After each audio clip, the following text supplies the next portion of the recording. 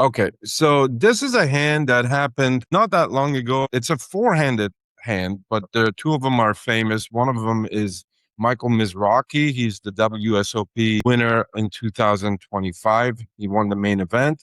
And the other one, he goes by Rampage. And this is a game that played in Hustler Live Casino. And just a side note about Michael Mizrachi, he's a very strong tournament player, one of the best in the world, obviously. But in this hand, you'll get an idea about who he is and how he plays. So I'm going to let the video play a little bit, and then I'm going to stop it, and we'll have a little conversation about it. So the graphics kind of starts in the middle. You can tell that there's a guy named Bruce with pocket kings, two black kings. He's in the low jack, and it kind of folds to him in the low jack, and he makes it $140. And this is a 10, 20, 40 no limit game. It's a pretty big game, but it's not the biggest games on these streams. Bruce, he's a recreational player. He's not a pro player, which is the kind of player that you would find at these much higher limit games. You know, when you go to 5-5, 5-10, you see a lot of pros, but then because a lot of them are bankroll limited, after 5-10, 10-20, you're going to see a lot of soft play. And this is a great example of it. So Bruce here opens for 140 with pocket kings. Michael Mizrachi, this guy, the champion, he flats with 8-7 of clubs in the hijack immediately to his right. So far, everything seems to be in order. And they're very deep. So this flatting with a speculative hand like 8-7 suited makes very much sense. Behind him, you have this guy, Adam, in the small blind, who calls the $130, and he's got everyone covered with ace queen offsuit.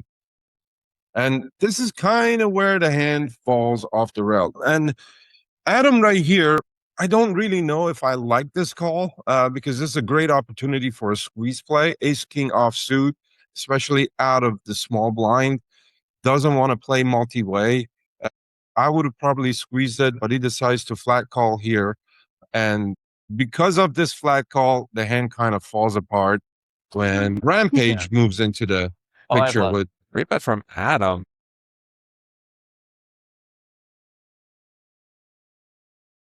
Nice. I don't think I have the best hand. Who made it? You made it, Thad? You're calling too? Yeah. So note what happened here. Rampage right here jams for about $1,000 with king queen offsuit. What do you guys think about this play? Adam squeezed, right, Vinton? He didn't flat call out of the small blind? Like Well, Adam I thought did it squeeze. said he flatted, but then, it turns out the graphics were wrong. Adam did squeeze, and then Rampage goes with king queen and jams for about $1,000. Yeah, 900. What covers He him? jams. Rampage. Yeah. So what do you guys think about Rampage's jam in this spot? The weird thing is that the Rampage has only 20 big blinds. Yeah. He does have 20 big blinds. Rampage, a lot of times that I see when he plays is that maybe now he's going to, if he loses this pot, he will put another 10K in front of him, and he doesn't care. He shove a very wide range here. From a short stack point of view, all right. I just went through this module. Okay. A short stack shoving at this point in time, his main thing is fold equity, which he has absolutely none. He's basically calling. He's calling. So he knows he's going to see the flop with somebody, behind.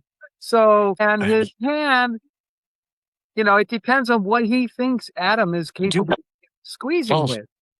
But, so he's like, what's his squeezing range? Does he think he's going to be okay, that he's hoping that Adam's got a suited connector or something like that? So for me, that seems like, I think whoever said it before, he's just looking for the opportunity to buy in again. Exactly. If you're looking at a scenario where there was a pretty standard open from the low jack from a very recreational player, right? So when recreationals open, how often do they have bluff or weak opens in their range? Not often. Not often. So that range is pretty strong. And then you do have a call from the grinder and then a 3-bet from Adam. With king queen suited, you have to know that you are absolutely dominated. Absolutely dominated. So this is from a very experienced player. Experience doesn't always mean a good player, but this guy has played on some of the highest levels of poker in the world. And just look at how terrible this play is, and look at what happens immediately after it. Is all in, dominated in about 8 different ways. Join the So join the playing the fun. bounty game. So we can see right here that Bruce in this spot flats behind with pocket kings. What do we think about this play? Does kings Even worse. Even worse, right? Do kings want to play a multi-way pot out of position? Absolutely not. No way. No, they should have Absolutely jammed. not. Absolutely not. Maybe 4-bet to a sizing for which can commit Adam's stack, assuming that his continuing range consists of a lot of like suited Broadway, like ace queen suited, ace king suited. That feels priced in. You're still also ahead of like queens and jacks that probably doesn't want to get it in, but will probably call to see a flop, and so you want to charge them the maximum in order to see that flop. Exactly. don't I think really queens- like that. Queens and jacks isn't like committing their stack here when like what this is. They have like over 300 big blinds. Yeah. That's a very good point. And the other thing to consider, and this happens very regularly on lower stakes game 1, 2, 1, 3, 2, 5, you have a multi-way pot with a side pot, right? There's a side pot action going, right? So now Bruce, with his premium hand, he has to build that side pot as much as he can pre-flop to be able to gain maximum value with his kings, because occasionally Rampage can wake up with aces in this spot, right? So for Bruce to continue with this pot, he has to build the side pot. And by just flatting here, he essentially goes multi-way with a very small side pot. I think, yeah, there's a $400 side pot, and the main pot is slightly less than 4,000, like 3,600, ignoring the blinds. So absolutely disastrous. But again, this is a 10, 20, 40 game live stream for thousands of people. Poker is alive and well in America, at least. Boy, If there's a someone- lot going Bruce on. just calls, which opens the door for grinder. $300. If someone wins a 4th hand in a row, everyone pays 400. 5 Right, hands there's is the case 500, king. and it's over. So each time you win a hand, you get one of those buttons. So what happens when Bruce flats behind, grinder gets the perfect spot to just continue and try to make a hand, right? They always say he's one of the luckiest guys in the world, but he's just doing what the numbers dictate that he should do, right? He's getting incredible odds to continue in a multi-way pot, which his hand actually loves to play. The implied odds are huge. Not only can win the main pot, but he can stack 2 players in the side pot. So he has no option. He cannot fold here. He cannot raise here. Flatting is the only thing that makes sense, and it's the same thing to do. And it's so far the only person who's played the hand reasonably well, right? The other people, you know, maybe Adam, I like Adam's 3-bet. Maybe he should have gone a little larger. That's the only thing I would add. But Rampage and Bruce, absolutely disastrous. And then if you don't win another one in a row, the button just goes Flopper playing this real slow. Okay, that's it. No, because it's like, so if you win one, you have a button, and then if someone else wins, they get it. Like no one's, or actually one person's won it so far. Okay.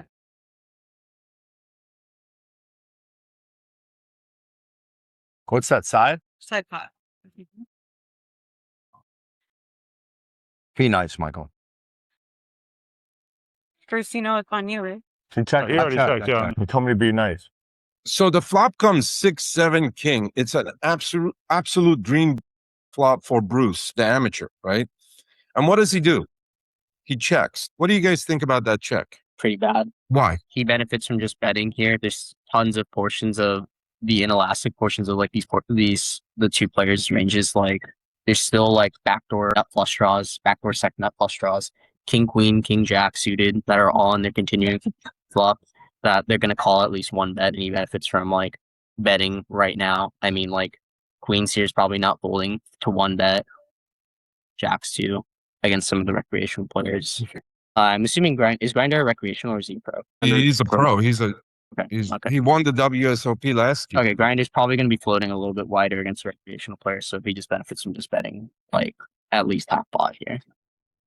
Okay, so when you flop the nuts in a go ahead. I was just I know that in like certain GTO scenarios, it wants you to actually trap with the top set sometimes. I'm just wondering if you could explain when that is and why this would or wouldn't be one of those cases. Yeah, I think it's viable, like, but I don't know. Yeah, well, there's a couple of reasons why I would not do that here. One, this is a live game and hardly ever plays like GTO, and it's multi-way, which is, I'm not sure if there's any multi-way GTO solvers that are able to solve these spots, but mainly there's a side pot, right? He flopped the nuts, right? And he has to build the side pot at this point. And I agree with everything that Tito said. Tito, or anybody, if you think he should continue and bet here, what sizing do you think he should go with? Yeah, something that's going to allow the weaker hands to continue. You don't want to bet them off the pot. So, you want the straight draws. You want, with some of the weaker kings, some of the smaller pairs. You can get called here by, if anybody's got eights through queens, they're going to call, so something like between a third and a half pot, maybe. I actually like the smaller bet. I agree you should bet. It's somewhere between 1,000, 1,200, 1,400. Yeah, yeah, I agree. He should completely bet, and on the smaller size, the better, to allow weaker hands to continue. You have the nuts, but at the same time, you want to bet big enough to build a substantial side pot for later streets. I did have a question. If the board was two-tone, like let's say 6-7 of spades, like do we benefit from betting larger here since there's still a lot of like nut changing turns? In a multi-way situation, you could benefit from denying some equity for hands to continue, but because it's multi-way, imagine you bet larger. Let's say let's go to the extreme. Let's say he bets 100% of the pot, right? And it goes call, and someone is sitting on a flush draw, right? Now they're getting really good odds to continue, right? It all depends on how many people are going to partake in the pot. If it's going to be multi-way to the turn, then betting large is not really denying equity. It's just building a pot that actually makes it more profitable for nut draws to continue, because their implied odds become better. A lot of times in these spots, I like to continue, but I like to go for a larger sizing when I get a safe turn. That way I can still keep the flush draws in for a river, but they have much worse implied odds. Does that make sense? Yes. Are you saying that the implied odds increases as a factor of like the pot size increasing relative to stack sizes? And like people are willing to like stack off with like top set, at two pair, etc. Exactly. Like if he bet $3,000 here and it goes call, now somebody has to call $3,000 to win potentially the dead money that's already in the pot, which is about 16, and all the money behind. I see. Okay.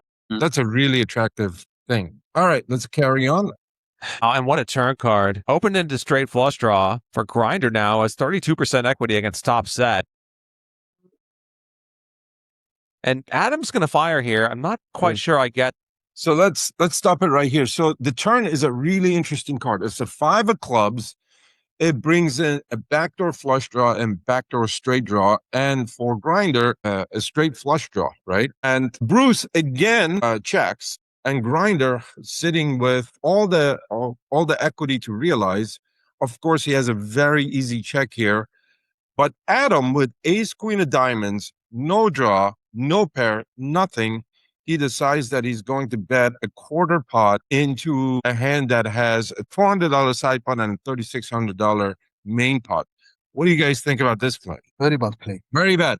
Why? Yeah. Punt. He has two opponents in front of him, except of Rampage, and I think he's never winning here. He's never winning. He doesn't have equity. He only has ace Why high. I don't understand. Why is he never winning though? What's his goal for the bet? Is it a Yeah. bluff? Well, Is he thinking he's trying to think the get problem- value? Because if it's a bluff, nobody's folding to that. If anybody's got any piece of that, nobody's folding to a quarter pot. Yeah, his opponent's ranges are just off the charts on that one. Yeah. I mean, look, somebody could very possibly have a straight draw or a straight already made at this point in time. No flush draw that just, no club draw is gonna fold. So he has, with that size bet's got no fold equity, so, and what worse hand if he's trying, what worse hand is gonna call him? Right? That's a really good question. This is the thing that I want you to focus on. That's a really important question. What hand does he beat right now? Ace Jack. Like a flush draw. He only beats flush draws. That's it. Or He only open beats a ender. flush draw. Yeah. But how do you even have Exactly. a flush draw here? Really, like, sure. It's a multi-way. It's like Or an ace. like backdoor clubs. Yeah. Well, And the key point here is that there is a side pot. He has to go to showdown. If he gets everyone to fold, he still has to go to showdown against Rampage, right? So by betting 1,000, there is nothing to be gained. Even if he gets all the remaining players in the hand to fold, he still has to go to showdown, and he's only beating a flush draw or a queen high, which he's blocking the queen. It's an absolute disaster of a bet. Just like Jesse said, this bet does not accomplish anything on any level. And guys, this is a 10, 20, 40 game. It's rare that I see this level of poor play at a 1-2 game. I was going to ask a question. How does the stakes and the blinds affect the pre-flop 3-bet ranges? Because if this is a 3-bet pot, or I believe it was at least 3 or 4-bet. It was 3-bet, yeah. It was 3-bet, 4-bet jam. Okay. So I think with that, like, at least, like, I've seen people who will still show up with suited connectors specifically because they're trying to crack, premiums. But for that reason, personally, in the games that I've played, particularly the home games where folks will play suited connectors specifically looking to crack aces or premiums, so they will show up on this turn getting very aggressive, as you said, but sometimes they'll check raise their way there. Sometimes they'll play passive on the flop. And so previously what I was saying is that I've actually learned that in some of the places I play on a rainbow board, I can actually, even if I flop top set, it's actually safer and it can be more profitable sometimes to check through the flop, because on a turn like this, they're still going to tell you exactly where they're at. And then you can kind of determine how aggressive you want to get afterwards. But they usually end up telling you by the turn. So it's like, and as far as Adam's bet, on his part, it's just a suicide dive. It's like he's trying to say he has a king, but he doesn't bet enough to like really represent it. He only bets like a tiny bit.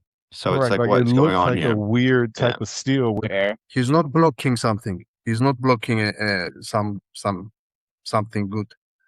I mean, if he had pocket force, it was better to bet 1,000 pocket force here, I think. All of you guys are making good points. The thing, my biggest sticking point with this bet here is, let's assume it is $1,000 bet. He gets raised. Can he continue? Absolutely not. He has to fold. If he folds everyone out, both Bruce and Grinder fold, he still has to go to showdown with Rampage, who's all in for the main pot. And it's unlikely that he's beating Rampage on anything. Rampage can connect with it easily with any king, and his range is so incredibly wide, he can have anything. The only thing that he's not beating right now is Ace Jack. Unless Rampage specifically can have Ace Jack, and he can get everyone else to fold with $1,000 bet, this bet doesn't make sense, and that is very unlikely to happen. Does that make sense, what I'm trying to say? Yeah. Yes. All right. So let's see how much more of a disaster this is going to become. So we're at a point where Adam bets 1,000 and Bruce happens to flat behind. What do you guys think of this call? Very bad. Again. Very bad. What should he do? Well, what would be a higher EV line to take? Now that you've played it up to this point so badly, what would be the plus EV line at this point? Raise. Raise. How much? How much would you raise? 4x. 3 to 4x. 4x what? 3. Adam's bet? Yeah, 3. Yeah. 3K. Maybe Okay. 3K. 3.5K. Okay.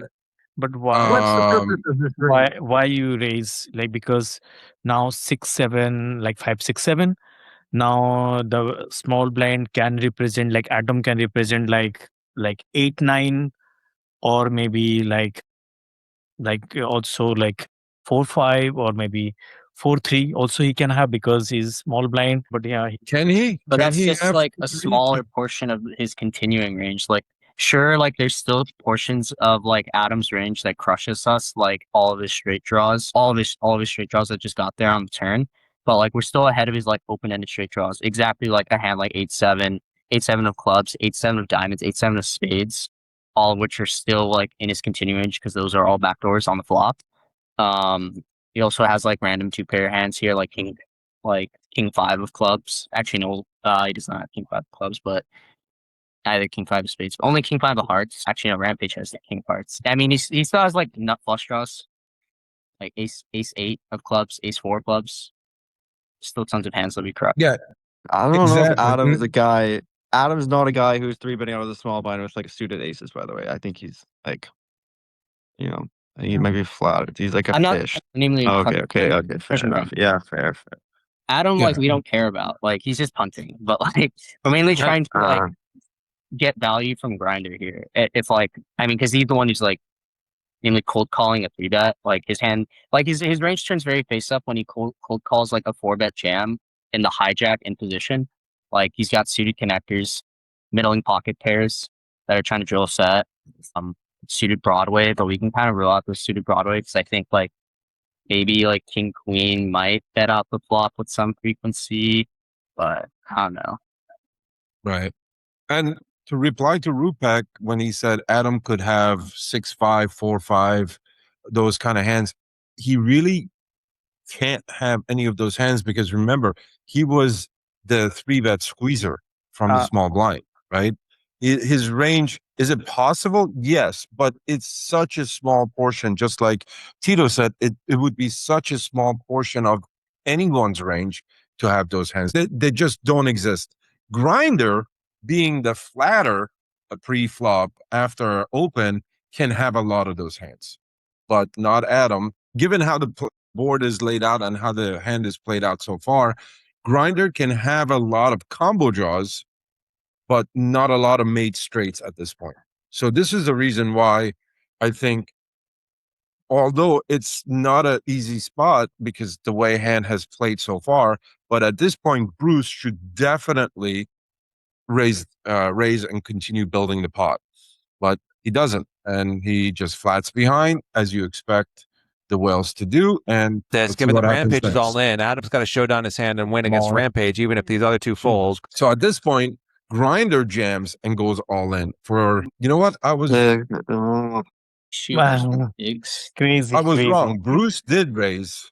He did raise. Knocks it in. Bruce raises and Grinder sends it in. And I think that's a reasonable play. You have a combo draw. If Bruce raises it to 3,000, just flatting behind with a combo draw doesn't make sense. He has to shove it. So far, Grinder has been the only person who's played the hand reasonably. Straight flush draw. Bruce calls 9-4. Oh wow. $20,000 pot. King. The worst. Rampage drawing dead. Wow. So let's see whether 9-4 Grinder can improve. Got a lot of outs. I'm really glad I got out of there. Bing. He hits the straight. Bing. Straight flush draw. He's still on that run. Jesus. Stacks Bruce and Rampage. Dirty. My God. Unreal. No. And he, of course, bings it, and Bruce is in shock, and he tells him many times he's the luckiest person in the world. But is he really lucky? I mean, yeah, he binged, but they gave they parted the sea for him to get to that river. It's incredible. What do you guys think about that hand? I think Grinder's shove on the turn is great because he's folding out a lot of like the middling portions of like Bruce's range, including like ace, king, king, queen, king, jack suited, all of which looks like he has like ace, king, king, jack, queen, king. What do you mean he's folding out his range? Like the middling portion of his range, the middling portion, like hands that he's not willing to like stack off with, like one pair hands like ace, king, king, queen, king, jack, like especially when he's You think by jamming in that spot he has fold equity against Bruce? Against ace, king, yeah. When you're 200 big I don't blinds, think so. I don't think I facing don't back. think so. No fold No, because he I already. don't. Yeah, Well, they're just I guess, too deep. I guess it depends. Like against Bruce, maybe not, but I guess like against another pro, like maybe. Yeah. Almost think against if anybody Bruce with has- ace king. You know, think if Bruce remember has, like, guys. Fish will never Queen's fold jack. ace king there. Sure. Ever. Okay. Fish will never fold ace king, but King queen maybe. Even some King queen, regular. Let's go. he jams for 8K over 3K raise, I think. Yeah, Yeah. 7,960. Bruce has to call 400, 400, yeah, 4,290. yeah, he's pocket. Never mind, pocket committed. Yeah, there's no fold equity, right?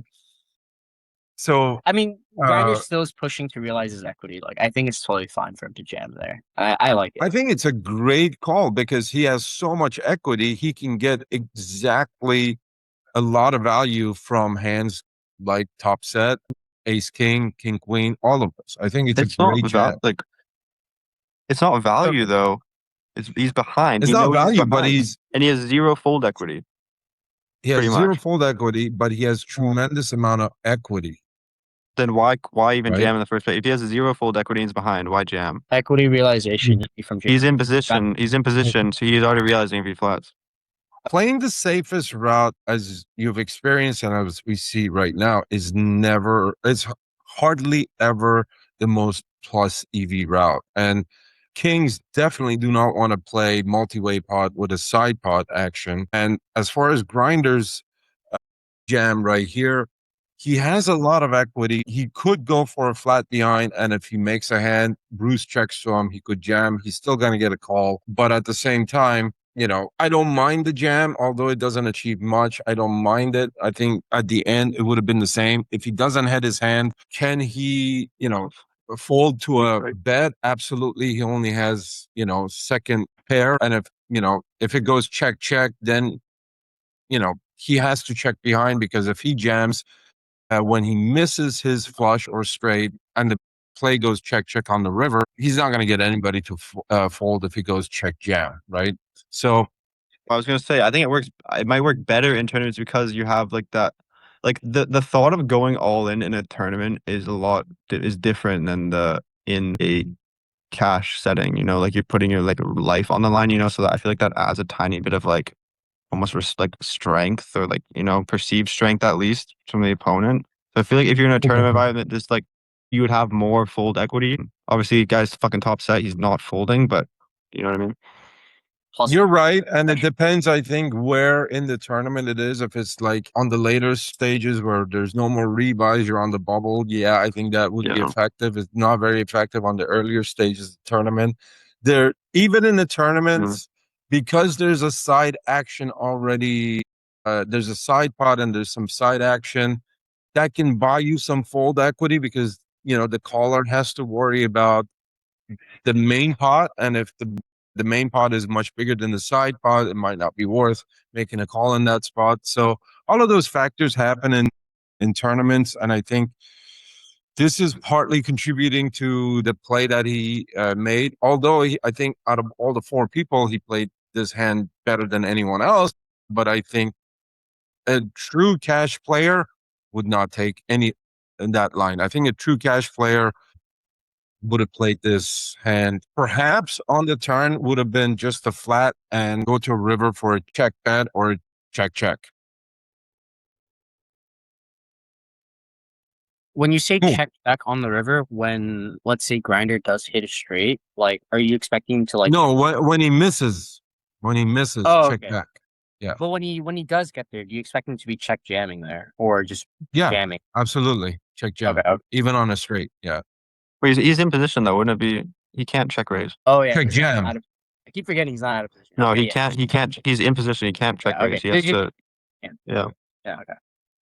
I keep thinking he's out of position. Cool. but, Yeah. I know. Cool.